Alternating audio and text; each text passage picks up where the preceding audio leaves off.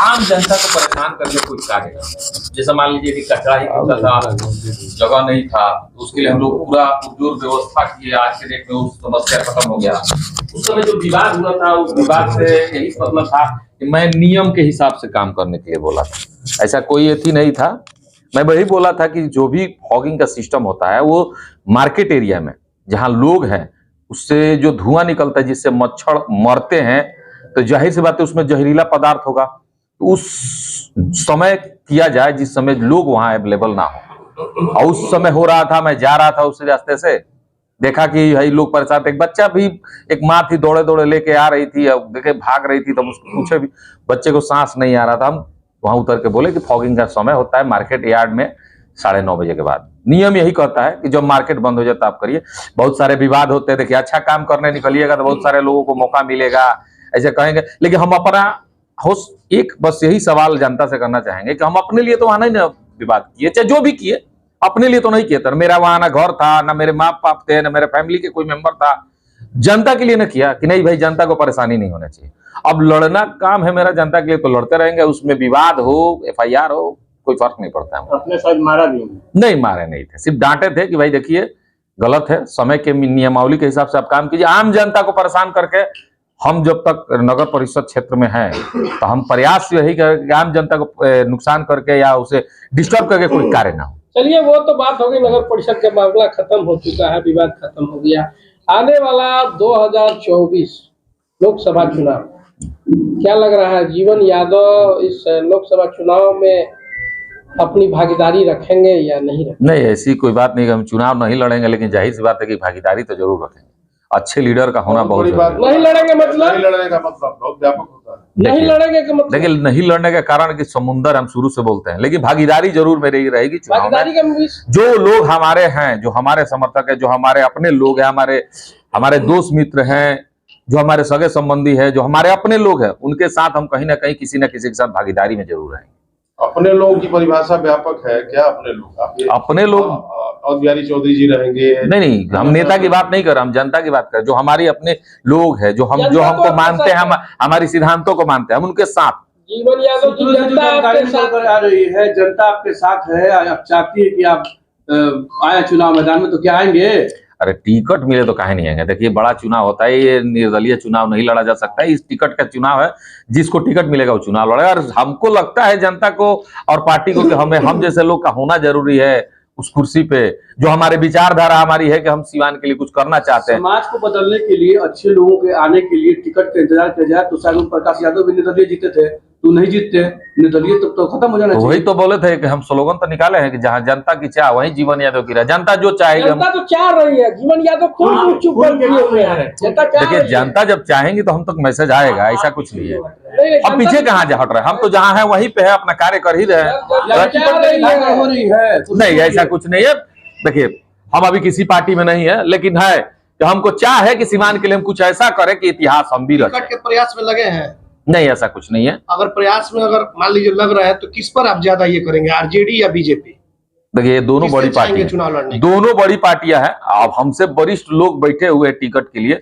अब मेरे ये तकदीर में होगा, कहीं टिकट किसी को भी मिल जाता है, अगर मिल जाए तो जरूर चुनाव। आपकी इच्छा क्या आएगी, किस पार्टी से आप चुनाव? देखिए जो पार्टी अगर एक्सेप्ट करे, जी, अगर टिकट कोई पार्टी दे तो समझिए कि सोने पर सुहागा। स्थिति स्पष्ट नहीं है, जीवन यादव बाजार में है, उनको कुछ पता नहीं है कि हम किस पार्टी में। इंडिया या हम NDA किसी पार्टी में नहीं, हम तो समाज की सेवा करते हैं। लेकिन अब चुनाव की बात किए तो इस पे हम जरूर कहेंगे कि एक अच्छे लीडर का होना सिवान में जरूर है, जो जनता के लिए कार्य करना चाहता हो, जनता के लिए लड़ने वाला हो, अपने लिए लड़ने वाला ना हो। यहाँ तो सब कोई अपने लिए है। अब आए हैं चुनाव, देखिए ना, एक सारे मुद्दे, जो सिसोन ढाला का मुद्दा है डेली उपट रहा है, हम बनवा देंगे, हम बनवा देंगे। अरे इतने साल से क्या नहीं बने। सिर्फ चुनाव तक ये मुद्दा बना रहेगा कि कुछ काम अगर चुनाव जिस दिन बीत जाएगा, रिजल्ट आएगा, उस कुर्सी पे बैठने वाला नहीं बैठने वाला, दोनों लोग भूल जाएंगे। जैसे हारने वाला और जीतने वाला सब लोग भूल जाएंगे कि सीवान जिला में कहीं एक ऐसा सिसोन ढाला भी है जो डिस्टर्ब चल रहा है। अच्छा जीवन जी, इस बार का दो जगह बढ़ती है देश की जनता, इंडिया और NDA। जीवन यादव को कौन पसंद है, इंडिया या NDA? हम जनता को पसंद करते हैं, जनता जिसको पसंद करते हैं हम उसके साथ। जीवन जी, इस बार का चुनाव कुछ खास होगा क्योंकि इस बार जीवन के पूर्व सांसद जो मोहम्मद शहाबुद्दीन है उन पर केंद्रित होती थी यहाँ की राजनीति है, या फिर बिहार की भी वो इस बार नहीं रहेंगे?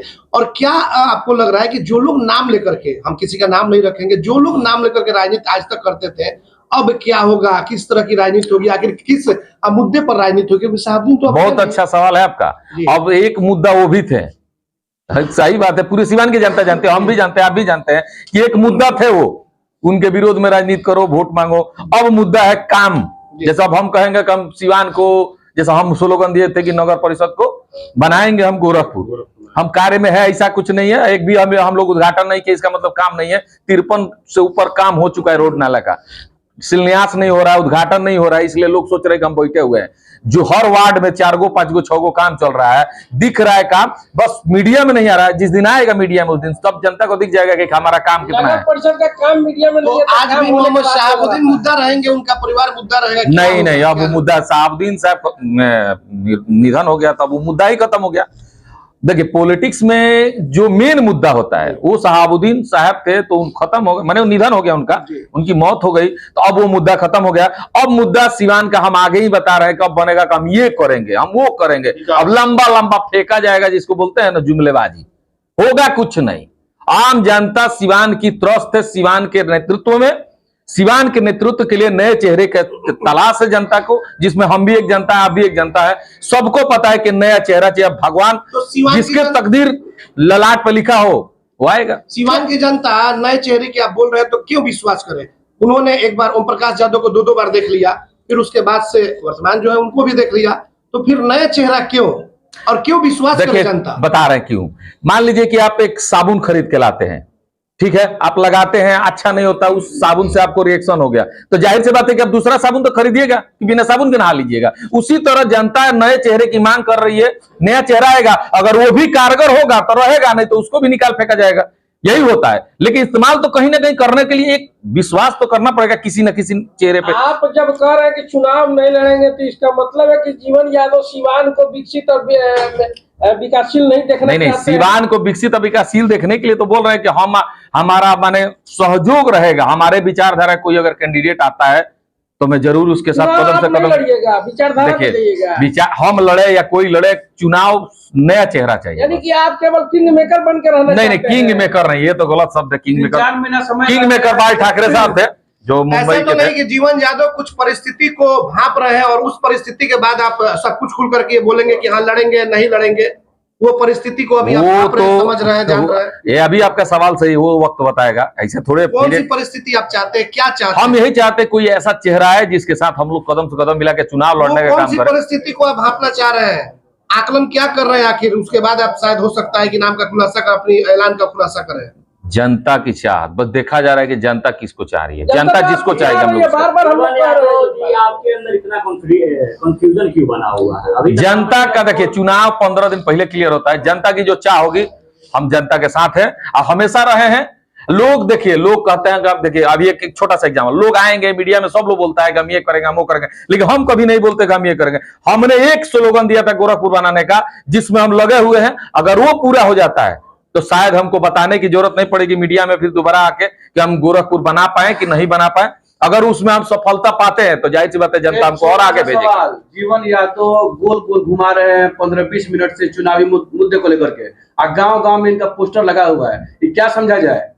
मेरा पोस्टर गांव गांव में तो कहाँ लगा हुआ है? हम तो हर पोल, हर चौक चौराहा पे जीवन यादव नजर आ जाएंगे। और इसका कारण है कि हम सीवान की जनता के साथ है, और हर जैसे भी कोई मेरा पर्व आता है हम लोग पोस्टर लगाते हैं। भाई, जनता के लिए हम लोग शुभकामना देते हैं। 3-4 महीने और समय रह गया है, सीवान का नेतृत्व करना है। सीवान का नेतृत्व करने वाला वही आएगा अब जिसका नेतृत्व के अंदर में सीवान का तरक्की हो, सीवान का विकास हो, सीवान के हित में हो, ना कि वो भी जीतने के बाद 4 साल 5 साल दिल्ली ही बैठ जाए। जहां एक तरफ बड़ी बड़ी पार्टियां हैं, एनडीए, इंडिया, उसके बावजूद क्या लग रहा है कि इस बार सीवान के लोग निर्दलीय पे भरोसा कर सकते हैं? देखिए, सीवान की धरती तो निर्दलीय की है। जो भी आया है निर्दलीय से आता है, फिर पार्टी द्वारा आता है। तो सीवान की धरती निर्दलीय की है, तो कोई नया चेहरा अगर आता है सीवान की सोच को लेके आता है तो जनता विश्वास करेगी भी और वोट भी देंगी और जिताने का काम नहीं। हम देखिए, हम उतना बड़ा चुनाव, हमसे बहुत बड़े बड़े समाज सेवी, हमसे बड़े बड़े लीडर लोग बैठे हुए हैं सीवान में। जो मेरी विचारधारा का होगा हम उसके साथ जरूर रहेंगे। चलिए, जीवन यादव जी, अंतिम सवाल, आपने एक जीवन यादव जनसेवा फाउंडेशन बनाया है, क्या कुछ स्थिति है आपके इस फाउंडेशन की? आपने 1 रुपया का मदद भी लोगों से कहा था, क्या कुछ उसकी चल रहा है? मेरा संस्था चल रहा है, 1 रुपया लोग मदद करते हैं। हम कहें 1 रुपया लोग ज्यादा मदद कर देते हैं, लेकिन हमारी इच्छा है कि हम एक एक आदमी से जुड़े, सिर्फ 1 रुपया ही लेके एक आदमी से जुड़े। और हम सिर्फ सिवान नहीं, इस समय हमारा अनदर मैंने दूसरे राज्यों से भी लोग जुड़ रहे, जैसे मान लीजिए हमारे एमपीपीएससी के जितने भी परीक्षार्थी आए थे 5000 की संख्या में थे, वो सब लोग मेरे संस्था जुड़ा।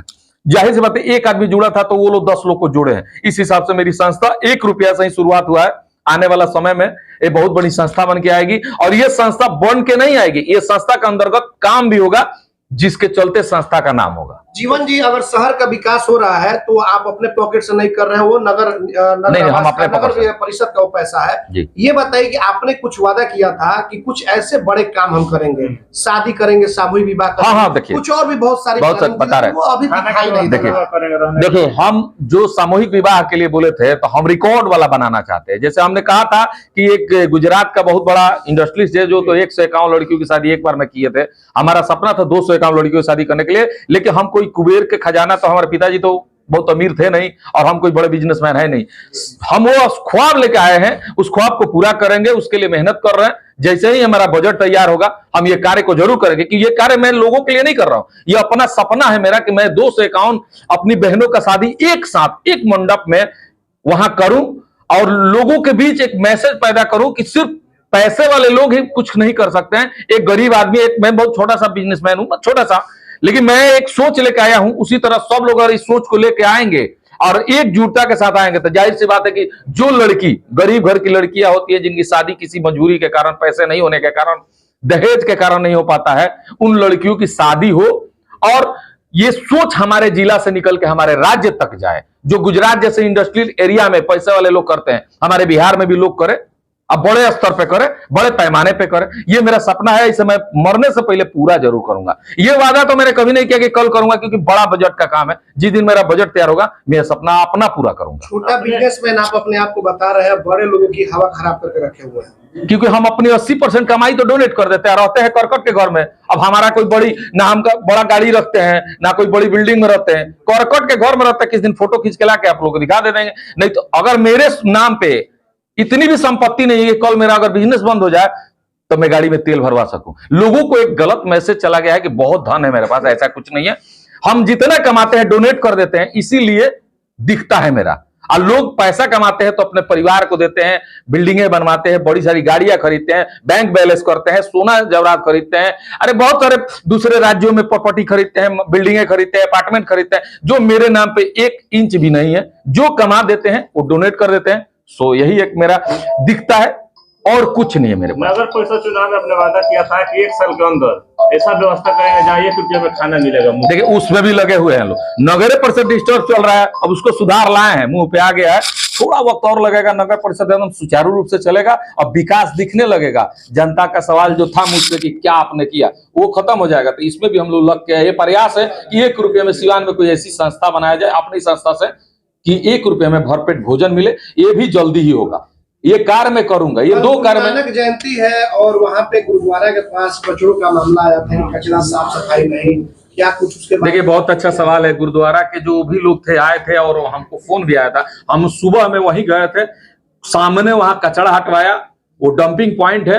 हम प्रयासरत है कि वहां से डंपिंग पॉइंट हटा के वहां एक कुछ ऐसा चीज का निर्माण किया जाए जिससे वहां डंपिंग पॉइंट हट भी जाए, किसी को परेशानी भी ना हो, और एक ऐसी चीज बने जिससे सिवान का एक इतिहास बने।